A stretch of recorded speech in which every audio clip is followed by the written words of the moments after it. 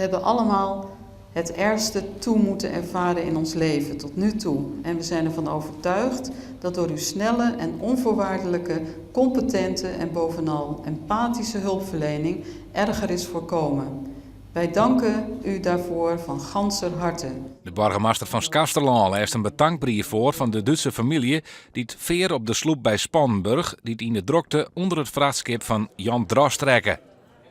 Ik loop naar buiten, in de brug zeg maar. Ja, dan komen de mensen onder je schip vandaan.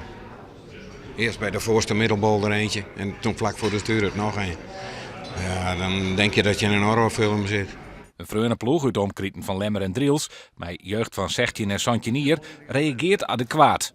Die mensen die waren aardig in paniek, ja, maar het was voor mij zelf belangrijk om gewoon rustig te blijven. En die mensen om gewoon goed mijn taak uit te voeren en die mensen uit het water te halen. Dat heb ik gewoon zo goed mogelijk proberen te doen. Ik weet niet, ik heb op zich al, als ik op zulke momenten zoiets heb, dan slaat bij mij alles dicht en dan doe ik gewoon wat nodig is om het gewoon goed te maken. En dat is het eigenlijk het enige. Ik weet echt niet waar het door komt. Was Dori een held? Nee, niet echt. Ik denk geen een van ons allen. Dat geldt ook voor een stel uit Amsterdam, die het ongeluk voor haar eigen barn zocht. Ik zei, shit het te help. Ja, er is zoiets als gewoon gezond verstand, maar ook zoiets als goed zeemanschap. En ja, zulke dingen doe je gewoon. En ja, nou, het is natuurlijk wel leuk om geëerd te worden.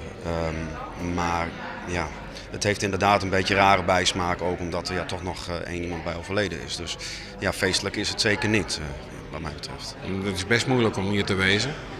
Maar ik vind als binnenvaart zijn, moet je daar blij mee wezen dat er ook zulke watersporters zijn.